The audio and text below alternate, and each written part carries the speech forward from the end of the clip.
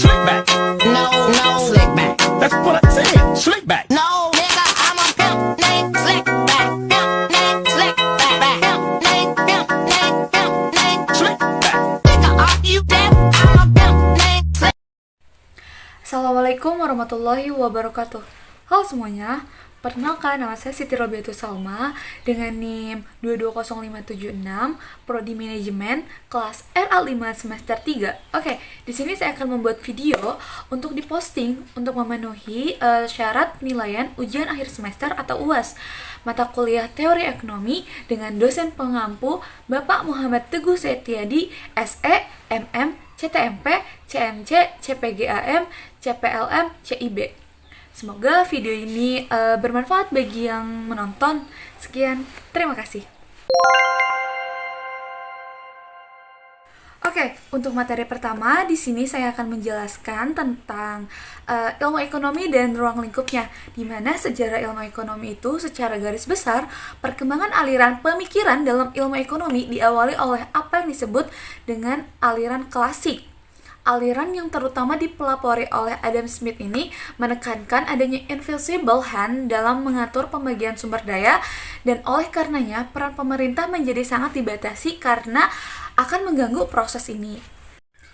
Namun, perkembangan dalam pemikiran ini juga berkembang ke arah lain, seperti teori pertengahan kelas dari Karl Marx dan Friedrich Engels, serta aliran institusional yang pertama dikembangkan oleh Thorstein Veblen dan kawan-kawan, dan kemudian oleh peraih Nobel Douglas C. North. Ilmu ekonomi adalah suatu bidang ilmu pengetahuan yang sangat luas ruang lingkupnya. Oleh karena itu, sangatlah tidak mudah untuk membuat satu definisi yang bisa memberikan gambaran yang tepat mengenai analisis yang meliputi ilmu ekonomi. Secara umum, kata ekonomi itu berasal dari kata Yunani, yaitu oikos, yang berarti keluarga, rumah tangga, dan nomos, yang berarti itu peraturan, aturan, atau hukum, dan secara luas didefinisikan sebagai aturan rumah tangga atau manajemen rumah langkah. Sedangkan definisi dari ahli ekonomi atau ekonomi menggunakan konsep ekonomi dan data dalam bekerja. Secara umumnya, bisa dibilang bahwa ilmu ekonomi itu adalah sebuah bidang kajian tentang pengurusan sumber daya material individu, masyarakat, dan negara untuk meningkatkan sumber daya yang ada melalui pilihan-pilihan kegiatan produksi, konsumsi, atau distribusi, kesejahteraan hidup manusia. Karena ekonomi merupakan ilmu tentang perilaku dan tindakan manusia untuk memenuhi kebutuhan hidupnya yang bervariasi dan berkembang dengan zaman. Selanjutnya yaitu ada ruang lingkup ilmu ekonomi. Yang pertama itu ada ekonomi mikro, yang dimana ekonomi mikro ini merupakan cabang ilmu ekonomi yang khusus mempelajari bagian-bagian kecil kayak aspek individualnya gitu, dan keseluruhan kegiatan perekonomian. Tujuan dan sasaran analisis ekonomi mikro lebih dititik beratkan kepada bagaimana membuat pilihan untuk yang pertama itu untuk mewujudkan efisiensi dalam penggunaan sumber daya, dan yang kedua itu mencapai kepuasan yang maksimum. Ruang lingkup ilmu ekonomi yang kedua yaitu ekonomi makro, yang dimana ekonomi makro merupakan cabang ilmu ekonomi yang khusus mempelajari mekanisme bekerjanya perekonomian sebagai suatu keseluruhan atau agraret, berkaitan dengan penggunaan faktor produksi yang tersedia secara efisien agar kemakmuran masyarakat dapat dimaksimumkan. Tujuan dan sasaran analisis ekonomi makro antara lain membahas masalah yang pertama itu dari sisi permintaan agraret dalam menentukan tingkat kegiatan ekonomi, dan yang kedua yaitu pentingnya kebijakan dan campur tangan pemerintah untuk mewujudkan prestasi kegiatan ekonomi yang diinginkan. Oke, kesimpulannya yaitu ilmu ekonomi itu dipelopori oleh Adam Smith dan ruang lingkupnya ada dua, yaitu ekonomi makro dan ekonomi mikro. Oke, selanjutnya kita akan beralih ke materi yang kedua. Materi yang kedua itu menjelaskan tentang perkembangan teori ekonomi. Apa sih perkembangan ekonomi itu? Nah, perkembangan ekonomi merujuk pada proses pertumbuhan, perubahan, dan evolusi dalam suatu sistem ekonomi yang ada di suatu negara atau wilayah. Jadi, perkembangan ekonomi lebih ke arah bagaimana pertumbuhan ekonomi suatu negara mengalami perubahan berupa perkembangan dari beberapa sektor atau faktor pendukungnya. Ada faktor-faktor dari perkembangan ekonomi. Yang pertama itu ada SDM atau sumber daya manusia. Yang kedua itu SDA atau sumber daya alam. Yang ketiga budaya. Yang keempat modal. Modal itu berupa uang. Yang kelima yaitu iptek. Iptek itu ilmu pengetahuan dan teknologi. Ada tokoh-tokoh ekonomi dunia. Di sini saya akan membahas tentang Adam Smith. Adam Smith itu merupakan tokoh utama dalam teori ekonomi klasik dengan karyanya yaitu The Wealth of Nations pada tahun 1776, yang dimana dia itu membahas tentang pasar bebas, pembagian kerja atau division of labor, konsep invisible hand, terus nilai kerja atau labor value, dan teori kapitalisme. Tokoh ekonomi yang kedua yaitu ada David Ricardo, yang dimana seorang dalam ekonomi Inggris yang hidup pada abad ke-18 dan awal abad ke-19, dikenal karena kontribusi pada teori-teori ekonomi klasik, yaitu dia itu membahas tentang hukum perbandingan keuntungan atau law of comparative advantage. Yang kedua itu ada membahas tentang teori nilai tenaga kerja atau labor theory of value, dan yang terakhir ada teori modal yaitu theory of capital. Teori pertumbuhan ekonomi didasari oleh 5 teori.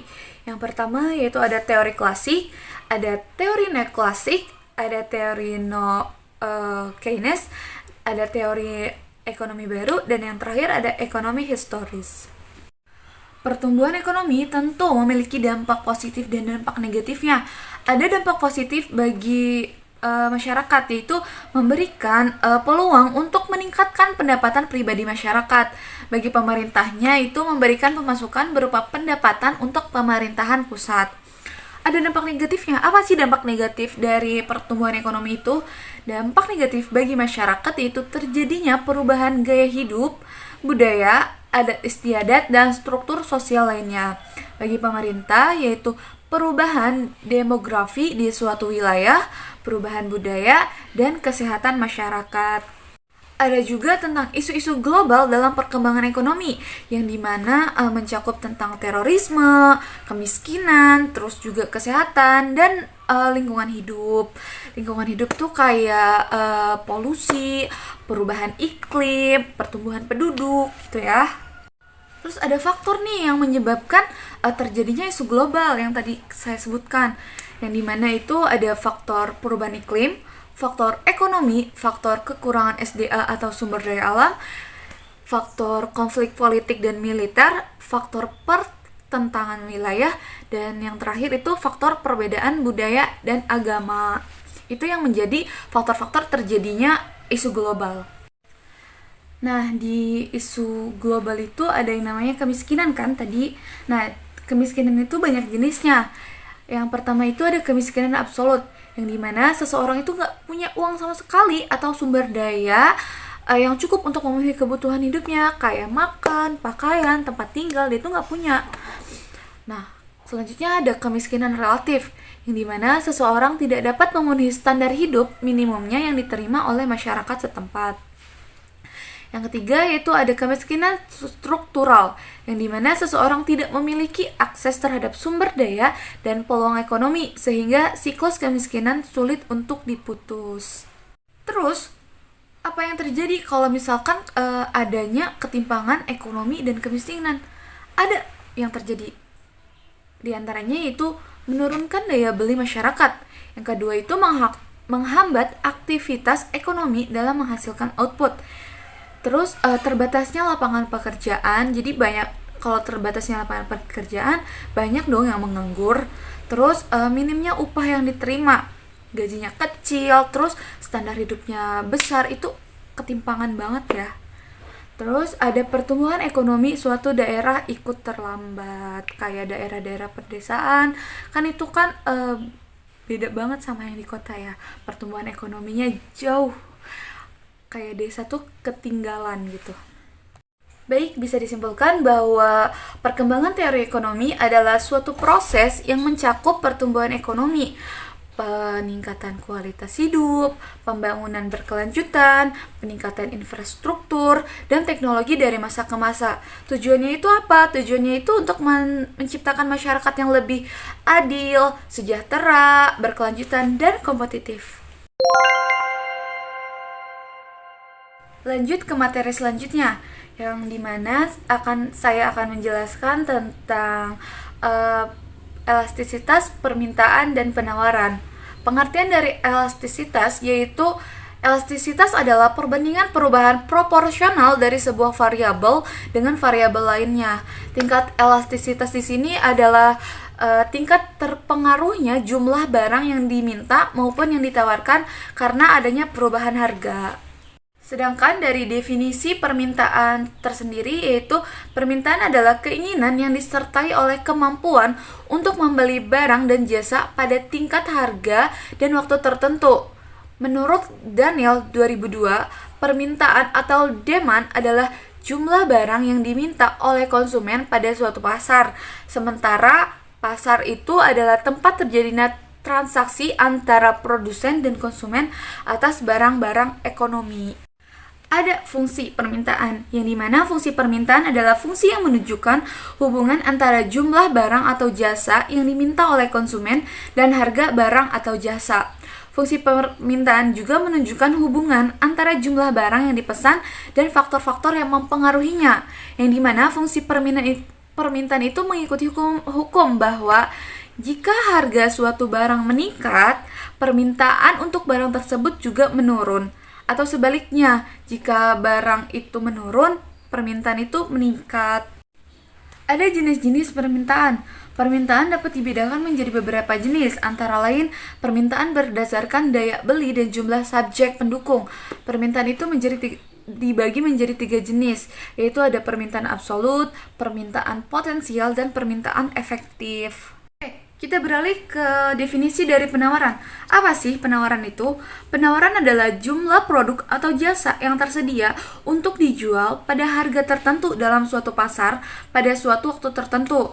Dalam konteks ekonomi, penawaran mencerminkan kemampuan dan ketersediaan produsen untuk menjual barang atau jasa pada berbagai tingkatan harga. Sama seperti permintaan, penawaran juga memiliki fungsi, yang dimana fungsi penawaran atau supply adalah hubungan antara banyaknya barang atau jasa yang ditawarkan dan harganya. Hukum penawaran, ada hukum penawaran ya, dimana jika harga naik maka penawaran akan naik, dan apabila harga turun maka penawaran akan turun. Fungsi permintaan atau demand adalah hubungan antara harga dan jumlah barang yang diminta konsumen. Fungsi permintaan akan menunjukkan hubungan yang berlawanan atau berbanding terbalik. Ada jenis-jenis elastisitas permintaan dan penawaran. Jenis elastisitas permintaan dan penawaran itu memiliki 5 koefisien elastisitas harga, permintaan, dan penawaran. Yaitu yang pertama ada elastisitas penawaran sempurna, yang kedua itu ada penawaran inelastis, yang ketiga ada penawaran elastis, yang keempat ada penawaran elastis uniter, dan yang terakhir ada inelastis penawaran sempurna. Ada faktor yang mempengaruhi elastisitas penawaran dan permintaan, yang dimana pada faktor elastisitas penawaran itu yang pertama itu faktor jumlah persediaan, yang kedua itu mobilitas faktor produksi, terus waktu-waktu yang dibedakan menjadi 3, ada waktu yang sangat pendek, ada waktu jangka pendek dan jangka panjang, terus ada daya tahan penyimpanan, terus ada ketersediaannya barang, terus ada banyaknya produsen, dan yang terakhir itu ada inovasi teknologi. Orang-orang udah berinovasi, kita masih stuck di sini. Itu yang menyebabkan mempengaruhi elastisitas penawaran. Terus kalau faktor yang mempengaruhi elastisitas permintaan itu apa? Ada, yang pertama itu banyaknya barang pengganti yang tersedia. Misalkan kita biasanya kita beli beras, tapi beras lagi mahal dan gak ada, terus kita beralih ke gandum gitu. terus ada presentasi pendapatan yang dibelanjakan, terus ada jangka waktu analisis, terus ada produk mewah versus kebutuhan. Jadi kita beli motor dulu atau beli beras dulu ya gitu tuh. Terus yang terakhir ada perubahan harga dan barang yang diminta. Harganya suka naik gitu kan. Bisa disimpulkan bahwa elastisitas harga permintaan mengukur seberapa banyak permintaan barang dan jasa atau konsumsi berubah ketika harganya berubah. Kalau elastisitas harga penawaran itu mengukur seberapa banyak penawaran barang atau jasa berubah ketika harganya berubah. Elastisitas harga itu ditunjukkan dalam bentuk persentase perubahan atau kuantitas yang ditawarkan sebagai akibat dari 1% perubahan harga. Materi selanjutnya yaitu kita akan beralih ke perilaku konsumen. Yang dimana perilaku konsumen itu merupakan proses yang akan dilalui oleh seseorang dalam melakukan kegiatan seperti mencari, membeli, mengevaluasi untuk memenuhi kebutuhannya. Konsumen dapat diartikan sebagai seorang individu atau organisasi yang memiliki peran berbeda. Contohnya itu kayak influencer. Terus perilaku konsumen juga dapat didefinisikan sebagai proses mengevaluasi, memperoleh, menggunakan, atau dapat mempergunakan barang-barang atau jasa. Ada macam-macam tentang teori perilaku konsumen. Yang pertama itu ada teori ekonomi mikro, yang kedua ada teori psikologis, yang ketiga ada teori antropologis. Di mana teori pendekatan konsumen itu dibedakan menjadi dua pendekatan. Yang pertama itu ada pendekatan nilai guna kardinal, yang kedua ada pendekatan nilai guna ordinal.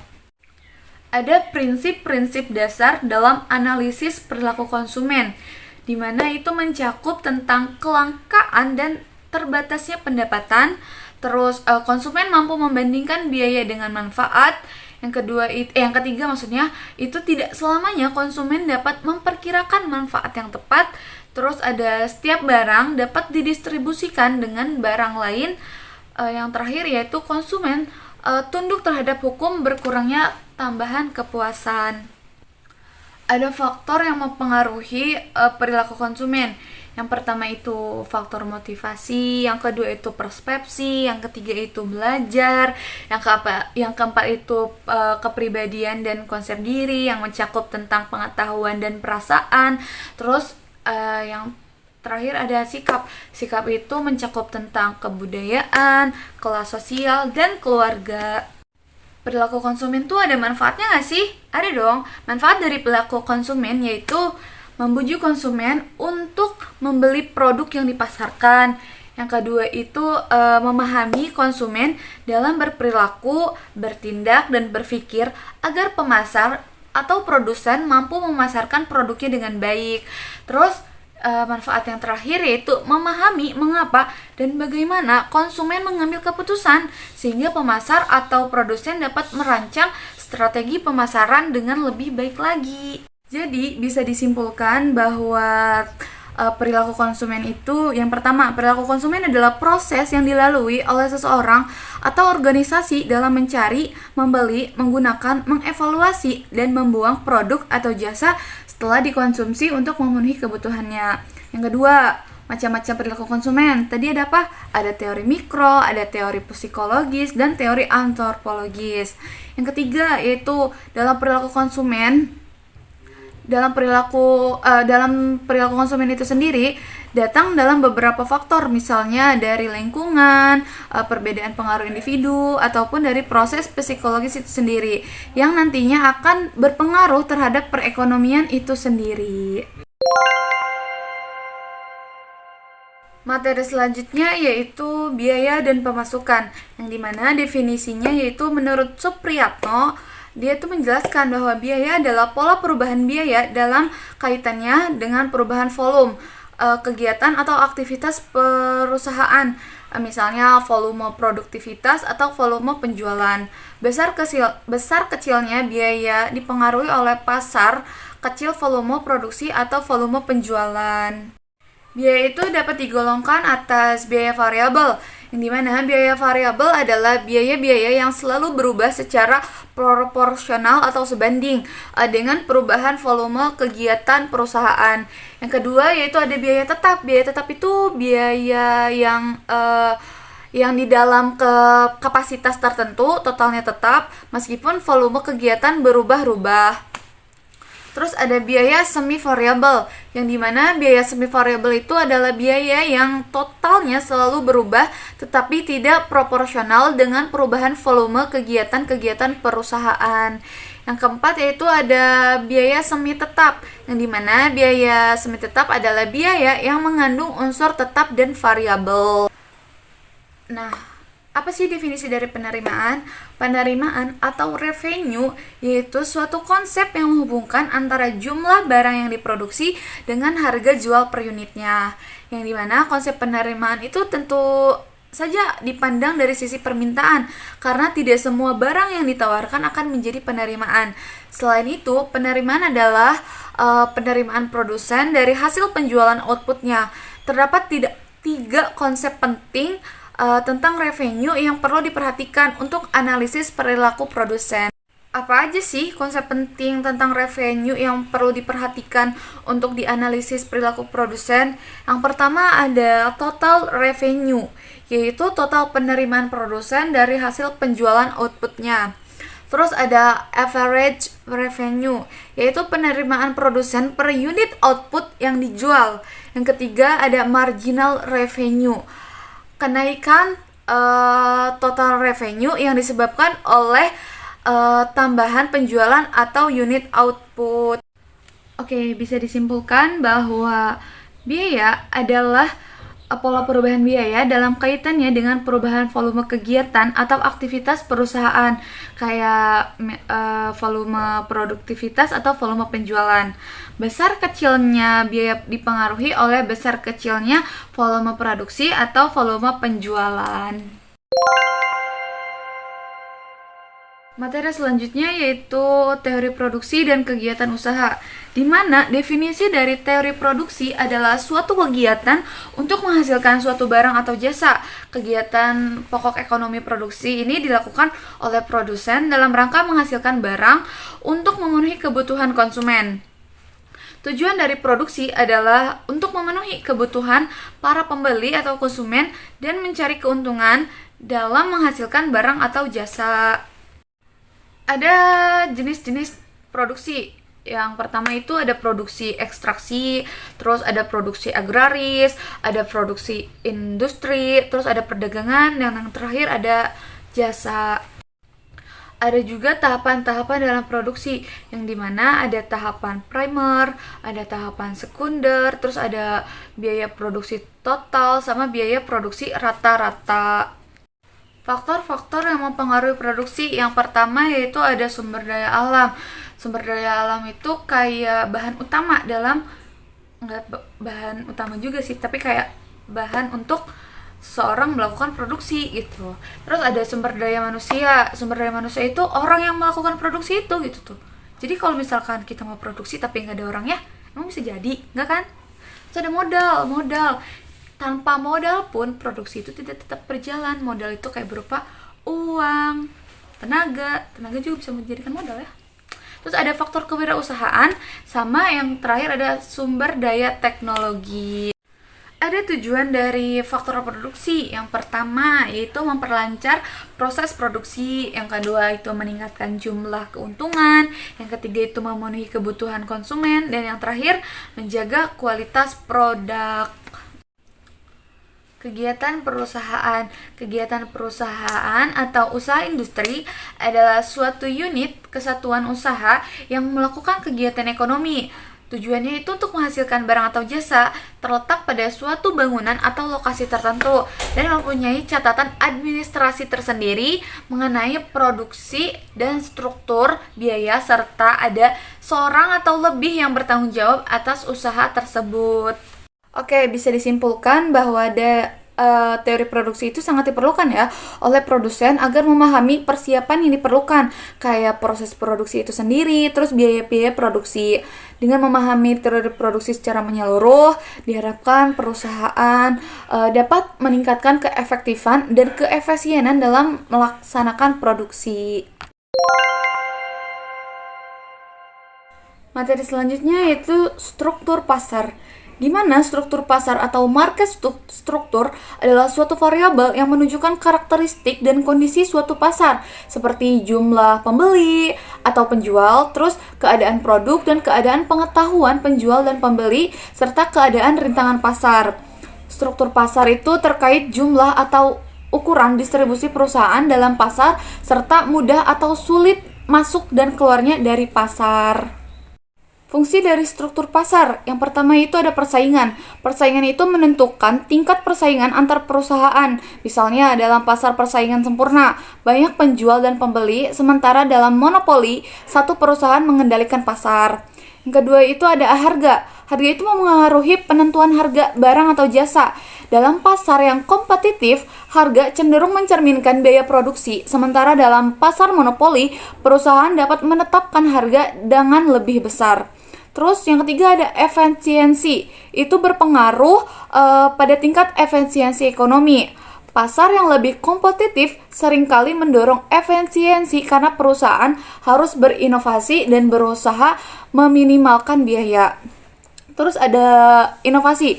Inovasi itu ada struktur pasar dapat mempengaruhi tingkatan inovasi dalam industri. Persaingan yang kuat dapat mendorong perusahaan untuk terus-menerus berinovasi untuk mempertahankan pangsa pasarnya. Terus yang terakhir ada distribusi pendapatan. Distribusi pendapatan itu berdampak pada masyarakat.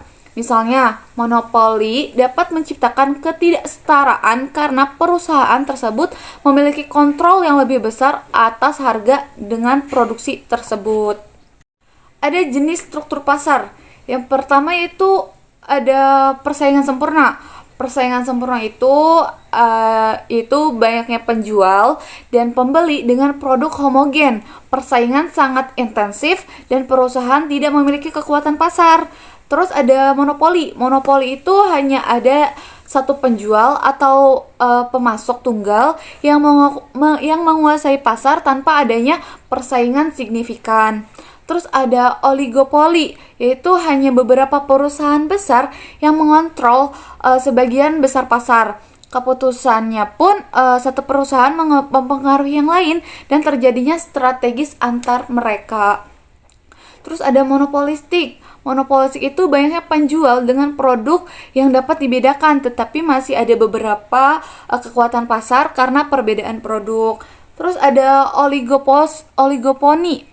Oligopoli itu beberapa pembeli mengendalikan pasar dari sisi permintaan, mempengaruhi harga dan kondisi perdagangan. Jadi bisa disimpulkan bahwa struktur pasar adalah keadaan pasar yang memberikan petunjuk tentang aspek-aspek yang memiliki pengaruh penting terhadap perilaku usaha dan kinerja pasar, antara lain jumlah penjual dan pembeli, hambatan masuk dan keluar pasar, keragaman produk, sistem distribusi, dan penguasaan pasar. Materi selanjutnya yaitu pendapatan nasional. Definisinya yaitu pendapatan menurut Kamus Besar Bahasa Indonesia adalah hasil kerja atau usaha. Bila dihubungkan dengan ilmu ekonomi, pendapatan adalah sesuatu yang diterima seseorang sebagai hasil kerja dan imbalan atas penyediaan faktor-faktor produksi yang didapat berupa gaji, upah, sewa, bunga, atau laba. Bila setiap individu, keluarga, atau perusahaan mempunyai pendapatan, negara juga memiliki pendapatan, atau yang dikenal dengan pendapatan nasional. Nah, jenis-jenis pendapatan nasional. Yang pertama itu ada produk domestik bruto atau PDB, atau gross domestic product atau GDP. Terus ada produk domestik regional bruto atau PDRB, dan ada produk nasional bruto atau PNB atau Gross National Product atau GNP. Terus ada produk nasional neto atau PNN atau Net National Product atau NNP. Terus ada pendapatan nasional neto atau PPN atau net national income. Terus ada pendapatan perseorangan atau PI atau personal income. Terus ada pendapatan bebas atau PB atau disposable income. Ada karakteristik pendapatan nasional. Yang pertama itu nilai akhir, bertujuan untuk menghindari adanya perhitungan berganda atau double counting. Perhitungan berganda terjadi jika suatu barang atau jasa dihitung lebih dari satu kali dan dalam perhitungan pendapatan nasional. Terus ada nilai pasar. Nilai pasar itu bertujuan untuk memudahkan perbandingan pendapatan nasional antara negara. Nilai pasar merupakan ukuran yang paling objektif untuk membandingkan nilai barang dan jasa antar negara. Yang ketiga yaitu dalam suatu periode waktu tertentu, bertujuan untuk mengetahui perkembangan pendapatan nasional dari waktu ke waktu. Terus berdasarkan wilayah, bertujuan untuk mengetahui kondisi perekonomian suatu wilayah. Nah, bisa disimpulkan bahwa pendapatan nasional merupakan salah satu indikator penting untuk mengukur tingkat perekonomian suatu negara. Pendapatan nasional yang tinggi menunjukkan bahwa perekonomian suatu negara sedang berkembang. Sebaliknya, pendapatan nasional yang rendah menunjukkan bahwa perekonomian suatu negara sedang mengalami kemunduran. Materi selanjutnya yaitu persaingan monopolitis. Apa sih persaingan monopolitis itu? Pasar persaingan monopolitis pada dasarnya adalah pasar yang berada di antara dua jenis pasar yang ekstrim, yaitu persaingan sempurna dan monopoli. Oleh sebab itu, sifat-sifatnya mengandung unsur-unsur sifat monopoli dan unsur-unsur sifat persaingan sempurna. Pasar persaingan monopolitis dapat didefinisikan sebagai suatu pasar di mana terdapat banyak produsen yang menghasilkan barang yang berbeda corak atau different product. Ciri-ciri pasar persaingan monopolitis. Yang pertama itu memiliki jumlah produsen atau penjual yang sangat banyak. Terus ada diferensiasi produk. Terus ada persaingan produsen tak berdasar pada harga. Terus ada kebebasan produsen baru untuk keluar dan masuk pasar. Dan perkembangan teknologi dan inovasi. Fungsi pasar persaingan monopolistik. Yang pertama itu ada efisiensi alokasi sumber daya, yang kedua itu inovasi produk, yang ketiga itu diversifikasi pilihan konsumen, yang keempat itu peningkatan kualitas produk, dan yang kelima menciptakan lapangan kerja biar nggak ada pengangguran, biar nggak banyak pengangguran di negara Indonesia ini. Ada faktor yang menyebabkan terjadinya pasar monopolistik. Yang pertama itu ada ketidakpuasan terhadap pasar sempurna dan monopoli. Yang kedua itu sumber daya alam yang amat sangat melimpah ruah. Terus ada produk diferensial, dikarenakan produk diferensial yang tidak terlalu tinggi membuat setiap produsen lebih mudah dalam persaingan non-harga.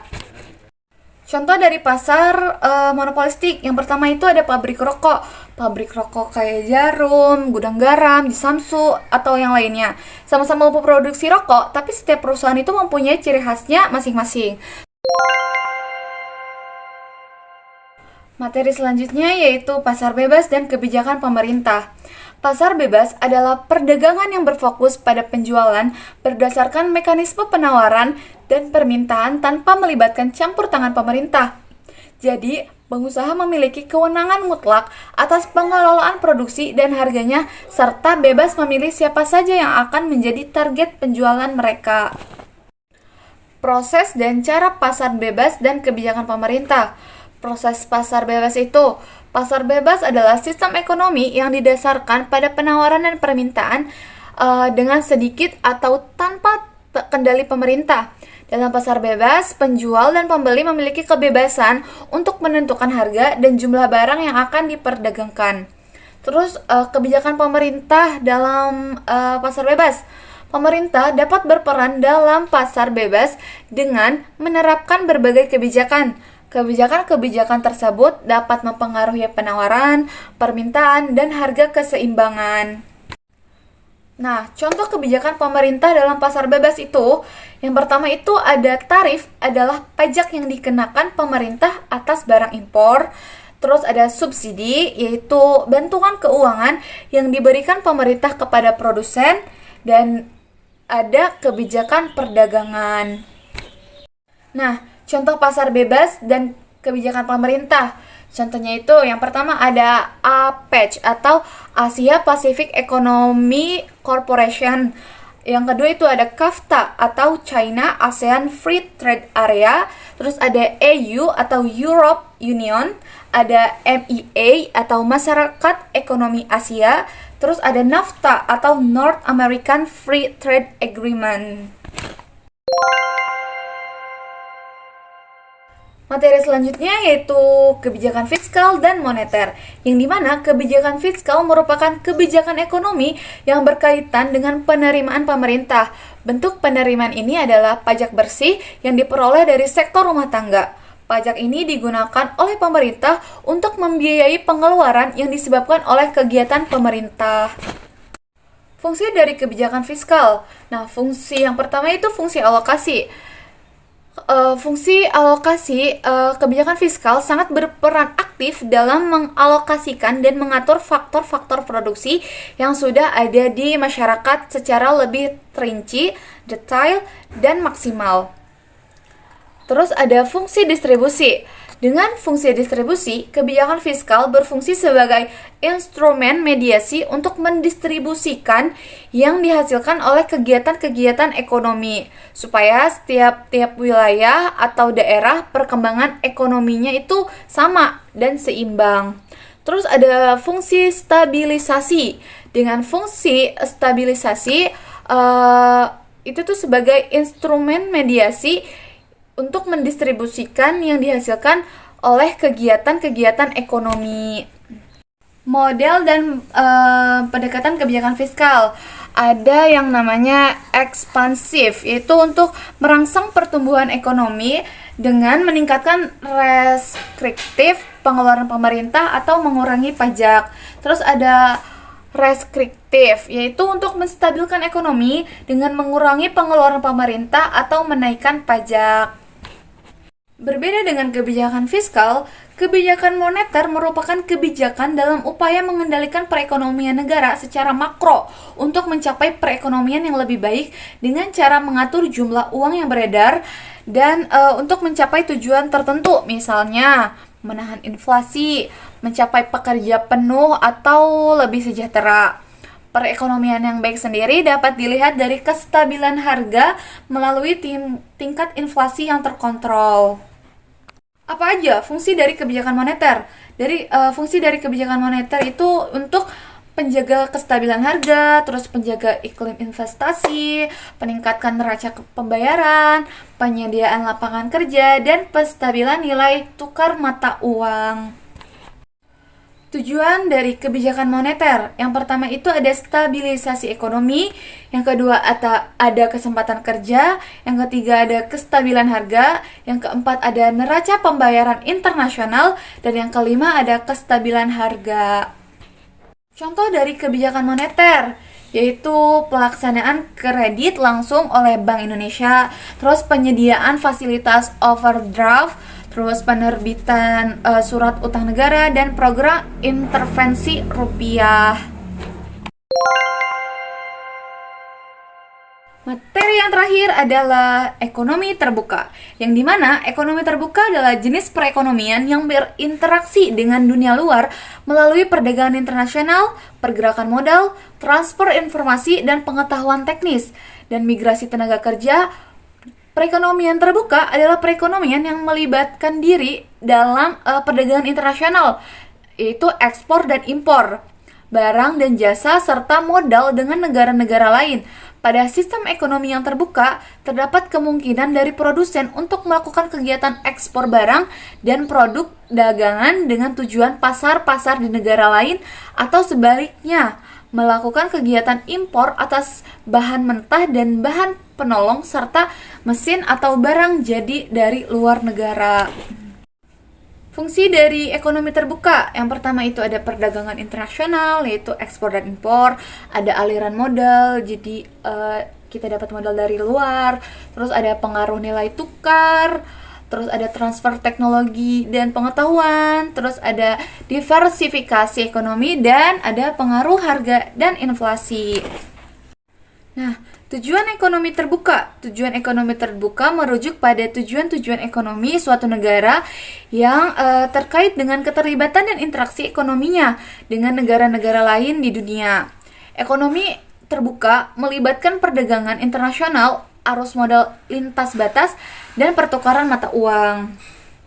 Beberapa tujuan ekonomi terbuka. Yang pertama itu ada peningkatan pertumbuhan ekonomi, yang kedua itu ada diversifikasi ekonomi, terus ada peningkatan efisiensi, terus ada peningkatan kesejahteraan masyarakat, terus ada stabilitas ekonomi dan transfer teknologi dan pengetahuan. Nah, contoh dari ekonomi terbuka yaitu yang pertama ada ekspor dan impor barang, ada pasar valuta asing atau forex, terus ada investasi asing langsung, terus ada ekspor dan impor jasa, dan pengiriman tenaga kerja asing atau TKW. Nah, selesai sudah penjelasan materi dari saya. Kurang dan lebihnya mohon maaf. Wassalamualaikum warahmatullahi wabarakatuh. Bye.